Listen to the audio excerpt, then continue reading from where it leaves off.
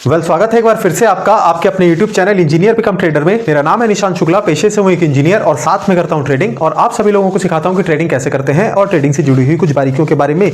तो दोस्तों आज जिस टॉपिक के बारे में हम बात करेंगे ना, उस टॉपिक का नाम है ट्रेडिंग साइकोलॉजी। ठीक है, ट्रेडिंग साइकोलॉजी। मैं बार बार इस टॉपिक पे वीडियो क्यों बनाता हूं, या मैं मोस्ट ऑफ द मेरे जो टॉपिक होते हैं मेरे वीडियोस के, ये ट्रेडिंग साइकोलॉजी के ऊपर ही क्यों होते हैं? क्योंकि स्टॉक मार्केट में अगर पैसा बनाना है ना, तो आपको अपनी साइकोलॉजी जितनी अच्छी रखेंगे पैसा वहीं से बनता है।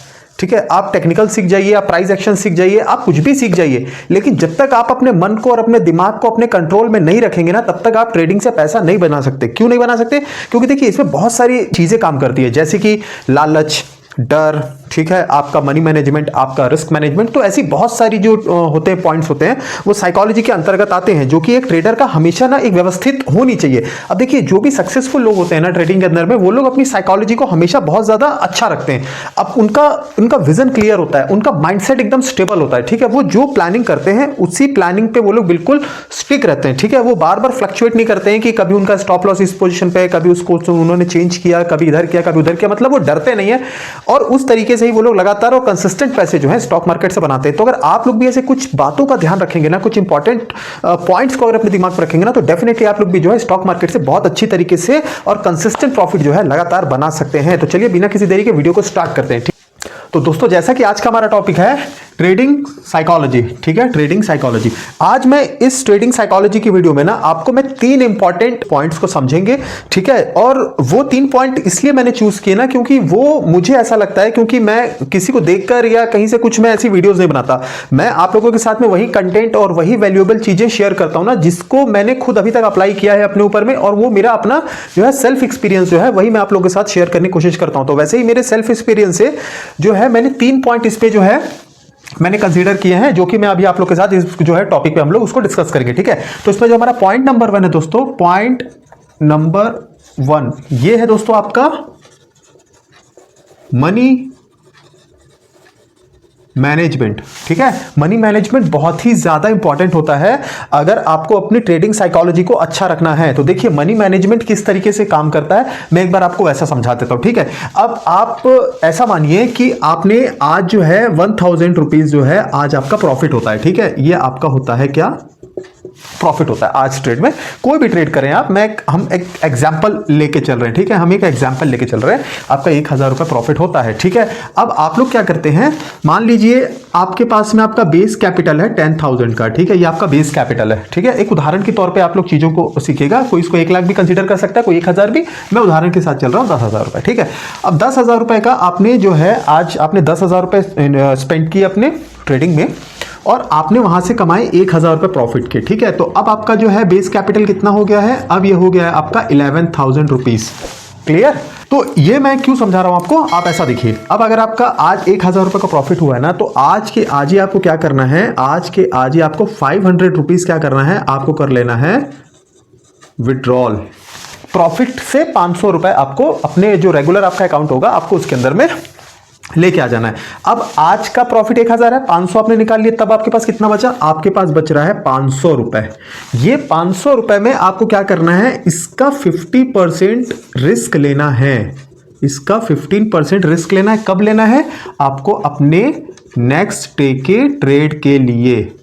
नेक्स्ट डे आप जो भी ट्रेड करेंगे ना, इस 500 का 50% आप लोग जो है रिस्क लेंगे। ठीक है, आप लोग एक बार इस तरीके से करके देखिए, जैसा मैं आपको समझा रहा हूं। अगर आपका मंथ लास्ट में अगर आपको ट्रेडिंग से आपका पीएनएल ग्रीन नहीं रहा ना, आप मैं वीडियोस बनाना छोड़ दूंगा। मतलब एकदम गारंटी के साथ आपको बोल रहा हूं, चीजें यार डेफिनेटली काम करती है। ठीक है ना, देखिए ट्रेडिंग में जैसे आपको प्रॉफिट होता है ना, जैसे मुझे प्रॉफिट होता है, जैसे आपको लॉस होता है वैसे मुझे लॉस होता है। लेकिन ऐसा क्या वजह होती है जिस वजह से एक ट्रेडर हमेशा महीने के लास्ट में प्रॉफिट में होता है और एक व्यक्ति जो होता है वो लगातार लॉस में होता है? जबकि प्रॉफिट एंड लॉस का जो स्प्लिट रेशियो होता है ना, वो लगभग सभी का बराबर होता है। अगर 10 ट्रेड का उदाहरण लेते हैं तो 10 ट्रेड में मैं ये मान के चल रहा हूं कि किसी का कुछ भी नहीं ना, तो 4 ट्रेड तो विनिंग ट्रेड होते होंगे। मतलब 40% एक्यूरेसी के साथ तो बंदा काम कर रहा होगा, चाहे फिर वो नया हो, चाहे वो सेमी स्किल्ड हो, चाहे वो फुली स्किल्ड हो। ठीक है, और 60% है वो लोग का जो है ट्रेड में लॉस होता है। लेकिन उसके बाद भी कुछ लोगों का पीएनएल ग्रीन में रहता है मंथ लास्ट में, कुछ लोगों का रेड में रहता है। ठीक है, वो कुछ नहीं होता है, वो सारा इसी का खेल होता है। अगर आप लोग इसको एक बार समझ गए ना,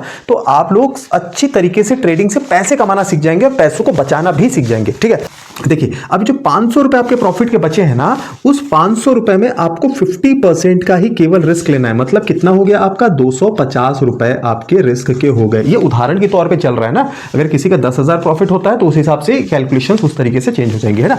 हम एक सिंपल और एक छोटे अमाउंट से उदाहरण ले रहे हैं, जिससे कि क्या होगा कि समझने में चीजों को थोड़ा सा आसानी हो जाए, ठीक है। अब आपका जैसे आज मैंने 1000 से ट्रेड किया, 1000 आज मेरा प्रॉफिट हुआ, मैंने 500 रुपए का विड्रॉल किया, प्रॉफिट के आज के प्रॉफिट के मेरे पास 500 है।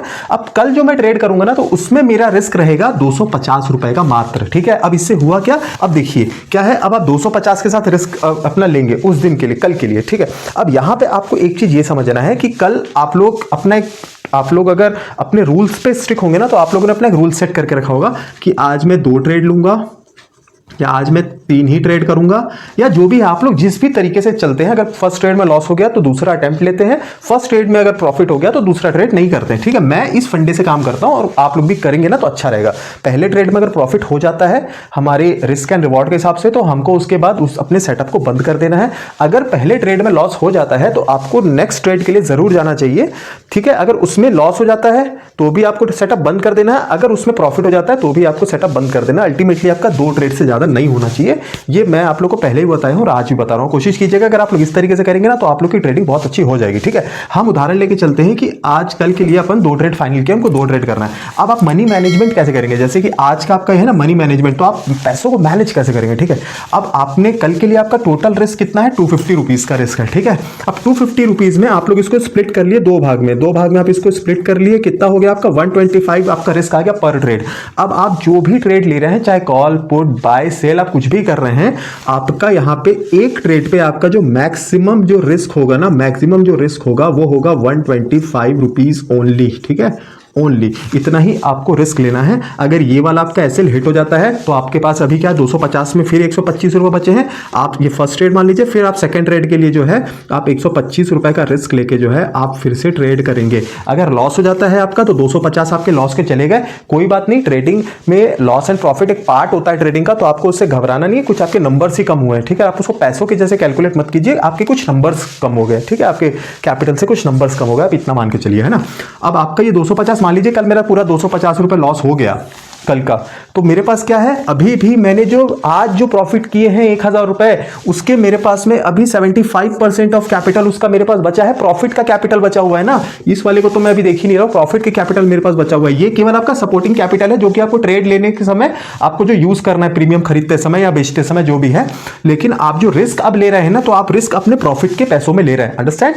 अब आपके पास में अभी देखिए हमने 500 निकाले थे ना, तो हमारे पास में भी 250 रुपए और बचा है। तो वो 250 रुपए आप जो है उसके नेक्स्ट डे के लिए आप लोग उसको यूज करेंगे। मेथड आपका सेम होगा, उस 250 को भी आपको 2 भाग में स्प्लिट करना है और 125 2 ही ट्रेड करने हैं और 125 रुपए का मैक्सिमम आपको जो है रिस्क लेकर ट्रेड करना है। अब आप एक बात बताइए, आपने 250 के रिस्क के हिसाब से यहां पे 2 ट्रेड किए, यहां 250 के रिस्क के हिसाब से यहां पे 2 ट्रेड किए, ठीक है। तो अब आप ये बताइए, अगर आप 4 ट्रेड कर रहे हैं 2 दिन में, तो क्या आप इतनी भी ट्रेडिंग नहीं जानते क्या कि आप इसमें से एक बार भी प्रॉफिट नहीं निकाल पाएंगे? आप मेरे को एक बात बताइए, निकाल लेंगे ना। तो अगर निकाल लेंगे, आपको ट्रेडिंग एक्चुअली में आती है, अगर आप ट्रेडिंग का एक बेसिक और उसका एक कॉन्सेप्ट जानते हैं ना, बेसिक कॉन्सेप्ट जो होता है, आप अगर उससे भी ट्रेड करते हैं ना, तो भी आप 4 में से कम एक ट्रेड तो आपकी वहां पे विनिंग प्रोबेबिलिटी जो है उसकी होगी। मतलब हम 25% की विनिंग प्रोबेबिलिटी लेके चल रहे हैं। 3 ट्रेड में अगर लॉस भी होता है ना, तो हम 1 ट्रेड में पैसा बना लेंगे, ठीक है। अब जो 1 ट्रेड में हम पैसा कैसे बना लेंगे, इंपॉर्टेंट तो ये भी है। तो उसके लिए अभी हम लोग चलेंगे नेक्स्ट पॉइंट पे, ठीक है, कि वो 1 ट्रेड से आप पैसे कैसे बनाएंगे, ठीक है ना। अगर एक बार आप इस मेथड से करके देख लेंगे ना दोस्तों ट्रेडिंग, मैं बता सकता हूं कि आपको ट्रेडिंग से पैसे बचने लगेंगे यार। पता है ट्रेडिंग में सक्सेसफुल वो लोग नहीं है जो बहुत पैसा कमा रहे हैं। मैं 1-2 बार ये बातें अपनी और भी वीडियो में बोल रहा हूं, ठीक है। ये मेरा पर्सनल अनुभव मैं आपको बता रहा हूं, मेरा पर्सनल एक्सपीरियंस आपको बता रहा हूं कि ट्रेडिंग में एक्सपीरियंस और जो सक्सेसफुल वो लोग नहीं है जो कि बहुत पैसा कमाते हैं। इंपॉर्टेंट क्या है, और सक्सेसफुल वो लोग हैं जो लोग उस पैसे को बचा के रख पा रहे हैं।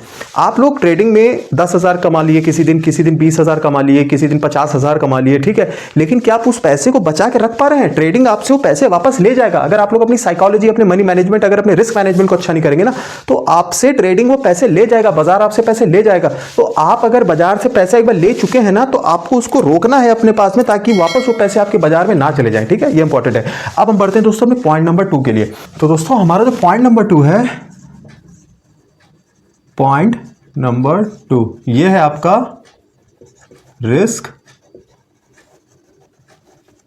मैनेजमेंट। ट्रेडिंग में पैसा रिस्क मैनेजमेंट और मनी मैनेजमेंट, ये दो चीज़ें ही बनाकर आपको देता है। ठीक है, ये बात आप मेरी अच्छी तरीके से अपने दिमाग में बैठा लो।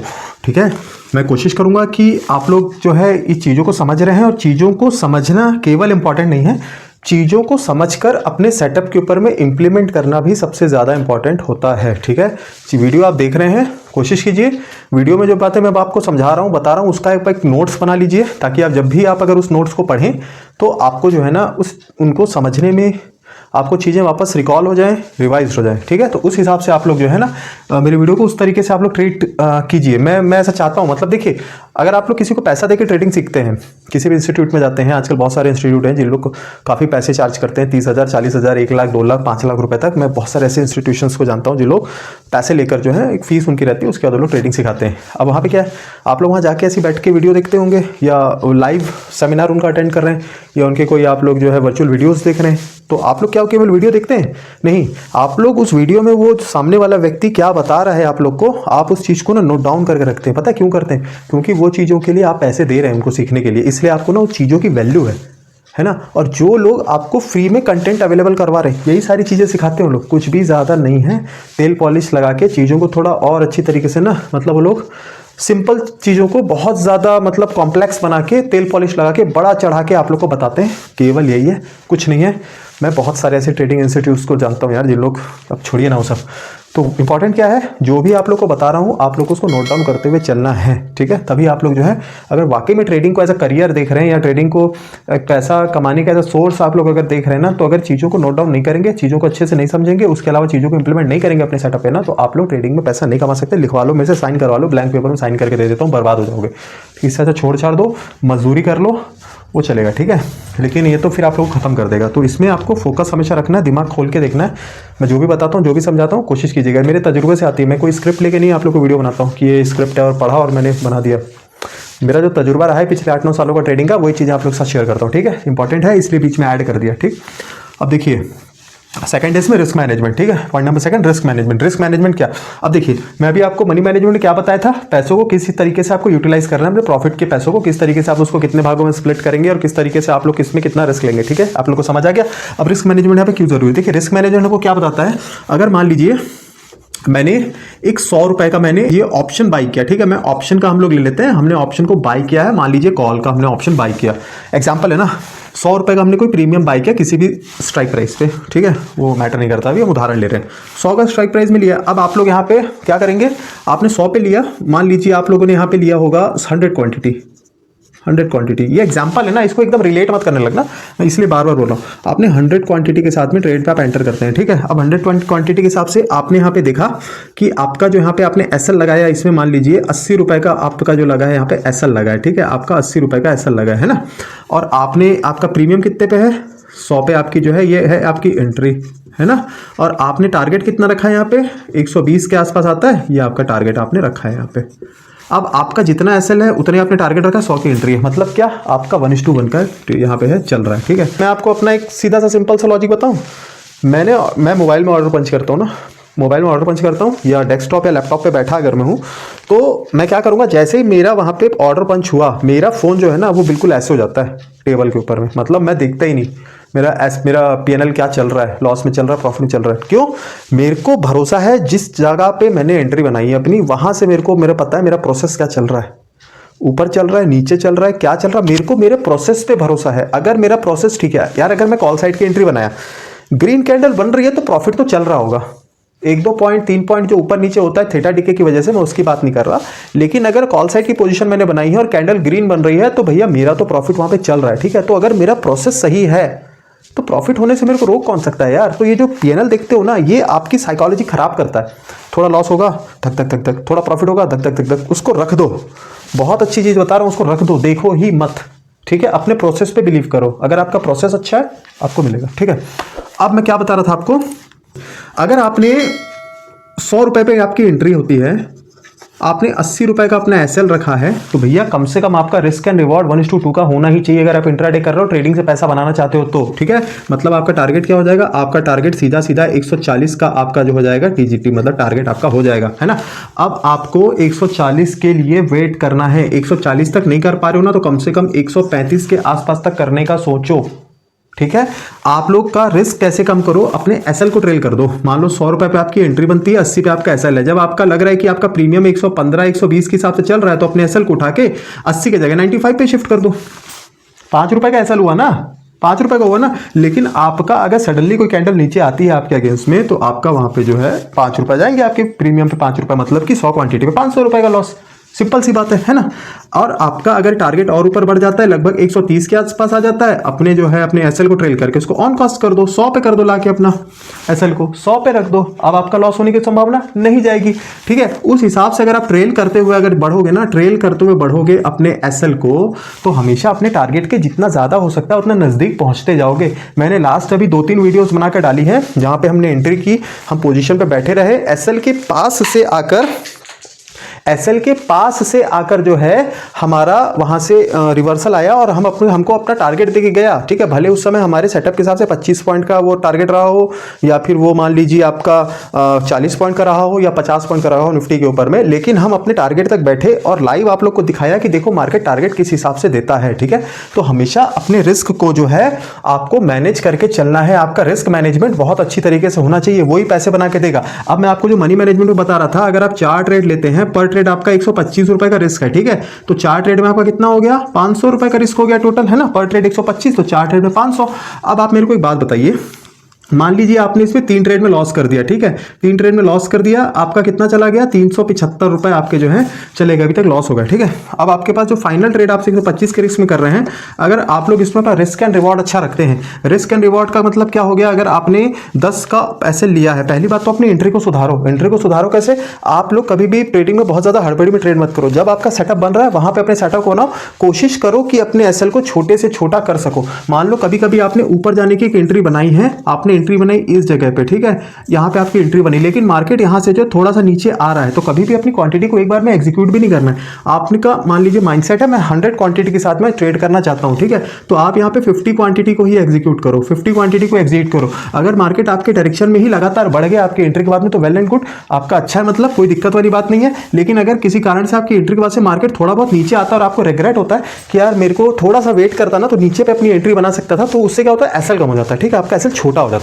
तब थोड़ा मार्केट नीचे जब आएगा तो आप नीचे में अपना एक एवरेजिंग कर लो, यहाँ पे आप 50 क्वांटिटी के साथ में आप वापस यहाँ पे एंट्री कर जाओ, तो आपका जो एवरेज प्राइस है ना लगभग इसे बीच में आ जाएगा। इससे क्या होगा, आपका एसएल थोड़ा सा छोटा हो जाएगा। ठीक है, एसएल कहाँ लगाना है, कैसे लगाना है, आपको मैंने पहले ही बता चुका हूँ, तो इस वीडियो में हम अननेसेसरी उस बात का जिक्र नहीं करेंगे, उससे क्या ना वीडियो लंबी हो जाएगी। ठीक है, कहने का मतलब क्या है, अगर आपने 10 पॉइंट का एसएल लिया है ना, तो आप कम से कम 1:2.5 के लिए तो जाइए यार, आराम से जाइए। ठीक है, इतना आपको करके चलना पड़ेगा। 10 का एसएल है ना, मैं कम से कम 35 रुपए अपने जो है मैं वहां से अपना टारगेट रखूंगा। ठीक है, 10 रुपए का एसएल है, 35 रुपए मेरा वहां पे टारगेट रहने वाला है। उसी हिसाब से आप लोग को जो है अपनी पोजीशन को बनाना है। अब इसे होता क्या है, आपने 125 रुपए का आपका रिस्क है, इसके हिसाब से आपने इसका 1:3 के हिसाब से आप चल रहे हैं। ठीक है, 1:3 का आपका अगर रिस्क एंड रिवॉर्ड है, 125 का अगर आपने ये जो ट्रेड है आपने इसमें 375 रुपए अगर आपने लॉस कर दिया, टोटल आपका 500 रुपए का वो है ना आपका रिस्क है।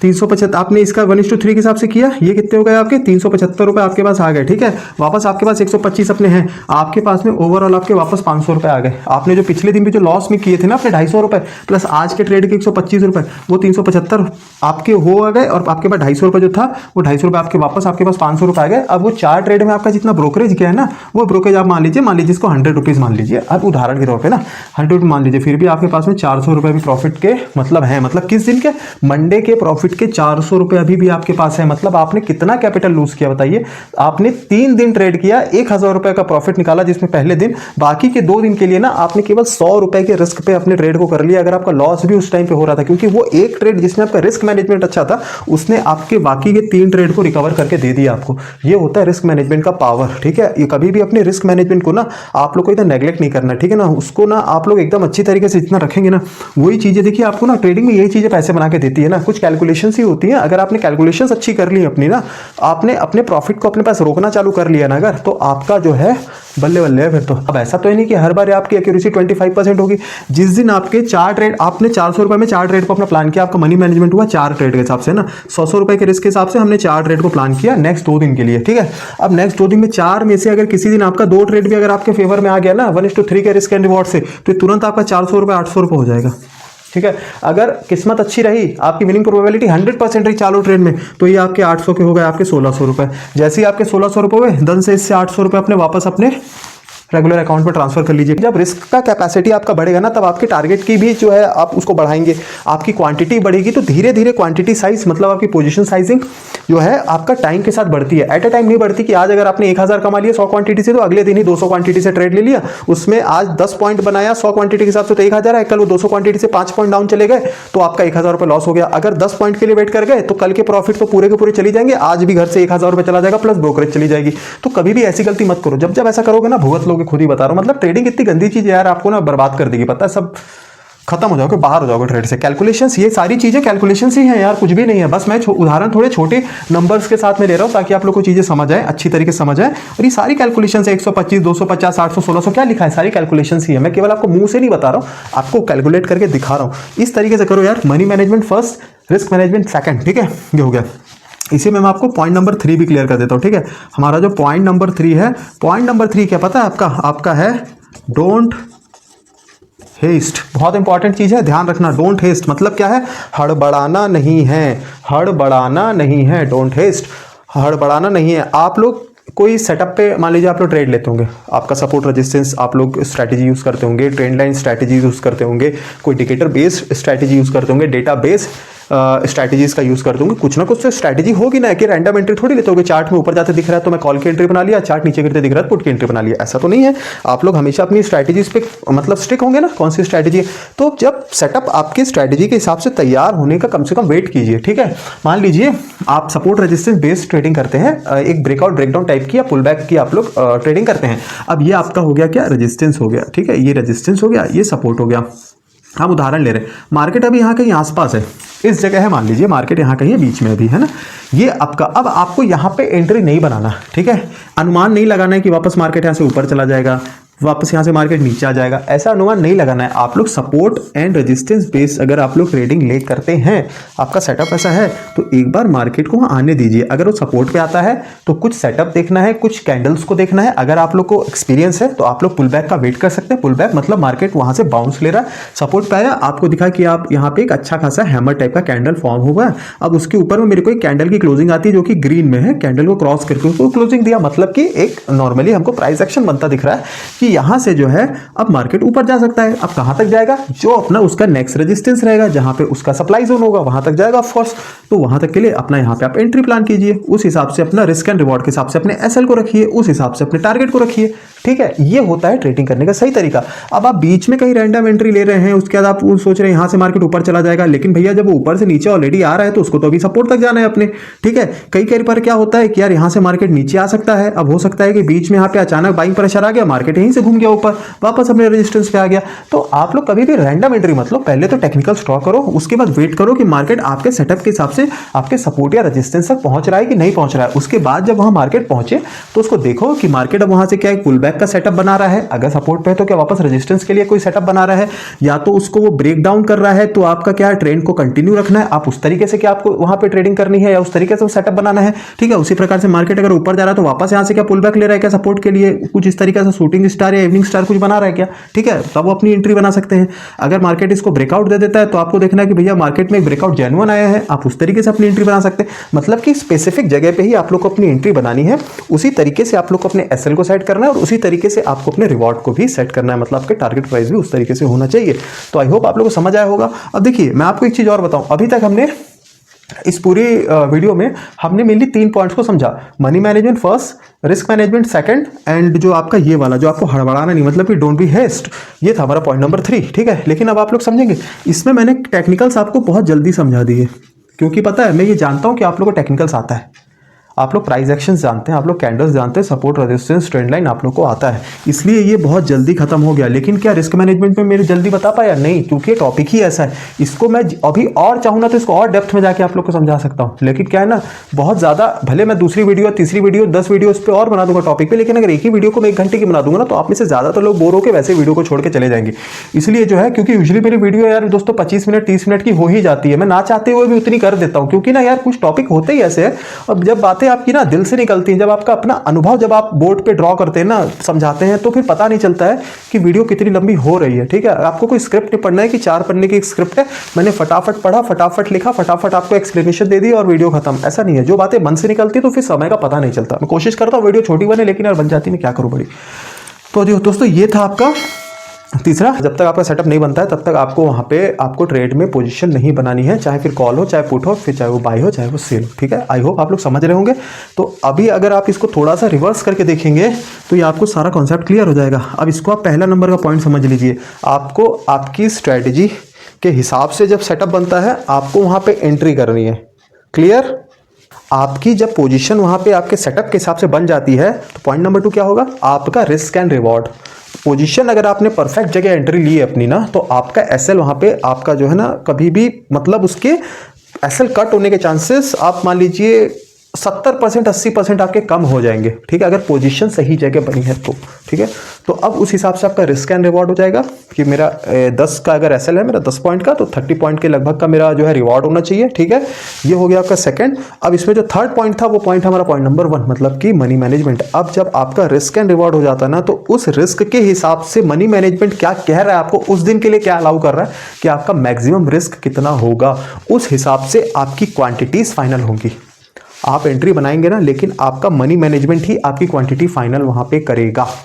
मतलब समझ गए आप लोग ना मेरा? ऐसा नहीं है कि आप लोग 100 क्वांटिटी से एंट्री कर गए, 125 रुपए का आपने वहाँ पे अपना एसएल रख लिया, मतलब आपका मैक्सिमम आज आपने लॉस रखा है, वो तो कट हो जाना है। 1-1.5 पॉइंट मार्केट नीचे आएगा तो उनसे काट देगा आपको। अगर 125 का आज मेरा मैक्सिमम रिस्क है तो उस हिसाब से मेरी क्वांटिटी भी 25 के आसपास आ जाएगी नियरली। ठीक है, उस हिसाब से मेरा 5 पॉइंट 6 पॉइंट जो भी बनता है मेरा एक वहाँ पे ऐसा रहेगा। 125 मैं बहुत छोटा अमाउंट बोल रहा हूँ यार, वो आपका हो सकता है 2000 भी हो, किसी का 5000 भी हो, कोई ज़्यादा कैप अमाउंट से करता हो, ज़्यादा क्वांटिटीज करता हो तो उसका 10,000 भी हो सकता है, किसी का 1000 भी हो सकता है। ठीक है, मैं छोटा इसलिए बताया क्योंकि कैलकुलेशंस में थोड़ी आसानी हो जाती है। ठीक है, तो उस हिसाब से आपकी क्वांटिटी, आपकी पोजीशन साइजिंग, आपका मनी मैनेजमेंट उस तरीके से रहेगा। तो पॉइंट नंबर 1 को अगर आप लास्ट में रख के देखेंगे ना, और पॉइंट नंबर 3 को फर्स्ट में रख के देखेंगे, तो आपका बिल्कुल आपको जो है आपका विजन क्लियर हो जाएगा। हड़बड़ी नहीं, रिस्क एंड रिवॉर्ड प्रॉपर होना चाहिए। उस रिस्क के हिसाब से हमारा उस दिन का मनी मैनेजमेंट क्या बोल रहा है वो हमारा जो है वहाँ पे लॉस के लिए होना चाहिए उतने पैसे। ठीक है दोस्तों, तो आई होप आज की वीडियो में मैंने आपको जो भी समझाया, जिस तरीके से भी समझाया, तो आप लोगों को समझ आई होंगी बातें, और उसके अलावा आप इन चीज़ों को इंप्लीमेंट करने की भी कोशिश करेंगे, मैं ये उम्मीद करता हूँ। और उसके अलावा दोस्तों ऐसे वैल्यूएबल कंटेंट को ना आप लोग थोड़ा सा शेयर करते रहिए रेगुलर अपने दोस्तों रिश्तेदारों के साथ में, जो लोग भी ट्रेड करते हैं, जिन लोगों को भी ट्रेडिंग में रुचि है ना, जिन लोग ट्रेडिंग सीखना चाहते हैं, आप उन लोगों के साथ इस चीज़ों को शेयर कर सकते हैं, जिससे कि उन लोग की भी ट्रेडिंग जो है इंप्रूव होगी। उसके अलावा दोस्तों चैनल को थोड़ा सपोर्ट भी कीजिए। बहुत मतलब अभी ऐसा है ना कि बहुत सारे मतलब कभी कभी मन में बहुत ख्याल आता है कि वीडियो क्या ही बना रहा हूँ, सब बंद करके छोड़ देता हूँ। देखो जॉब चली रही है, ट्रेडिंग चली रही है, मैं वीडियो कभी भी पैसे के उद्देश्य से नहीं मैंने बनाना चालू किया था। मेरे को मतलब ये था कि मेरे को थोड़ा सा लगता था कि मेरे को लोग जाने। मैं आपको सिंपल अपने मन की आज बात बताता हूँ, मेरे को ये लगता है कि मेरे को भी लोग जाने, मेरे भी 10-20 हज़ार 50 हज़ार लोग मेरे साथ भी जुड़े, तो मेरे को जाने कि हाँ भैया निशांत शुक्ला नाम का भी कोई व्यक्ति एग्जिस्ट करता है। पैसे का कभी कोई मतलब नहीं, यूट्यूब इतना पैसा नहीं दे देगा जिससे अपना घर चला लूँगा मैं, सिंपल सी बात है। मेरी जॉब अच्छी खासी है, उससे आ जाता है, मेरी ट्रेडिंग जो है मैं अपना कर लेता हूँ, उससे आ जाता है। वीडियो में केवल एक टाइप से ना फेम के लिए करना चाहता था बस, कि मेरे को लोग जाने पहचाने कि निशांत शुक्ला भी कोई व्यक्ति है जो कि ट्रेडिंग के विषय में वीडियोस बनाता है, दैट्स इट, इससे ज़्यादा कुछ भी नहीं था। लेकिन कभी कभी वो भी लगता है कि यार जब मेहनत कर रहा हूँ तो कोई मतलब ही नहीं निकल रहा है, तो क्या मतलब है सब वीडियो बनाने का, बंद करो ये सब फालतू है। तो लेकिन कुछ कमेंट ऐसे आ जाते हैं ना, जब मैं अपनी कभी कभी थोड़ा सा इमोशनल होकर कैसे कोई पोस्ट कर देता हूँ, तो लोगों का ना कुछ वहाँ से 2-3-4 कमेंट आ जाते हैं, तो उससे थोड़ा सा वापस मोटिवेशन मिल जाता है, लोग थोड़ा सा कॉन्फिडेंस बूस्ट करते हैं। शायद उनको मैं अच्छा लगता हूँ, या मेरे समझाने का तरीका, मेरे बताने का तरीका उनको अच्छा लगता है, तभी लोग ऐसा बोलते हैं। तो आप लोग का बहुत बहुत थैंक यू, कि जो लोग भी मेरे को सपोर्ट करते हैं ना, उन लोग को बहुत बहुत थैंक यू, ठीक है, मेरी तरफ से। तो दोस्तों ठीक है, आज की वीडियो को फिर यहाँ पे ऐड करते हैं। मैं निशांत शुक्ला मिलता हूँ फिर से आपसे ऐसी एक ट्रेडिंग लर्निंग की इंपॉर्टेंट वीडियो के साथ में। तब तक के लिए आप लोगों से क्या चाहता हूँ, नमस्कार।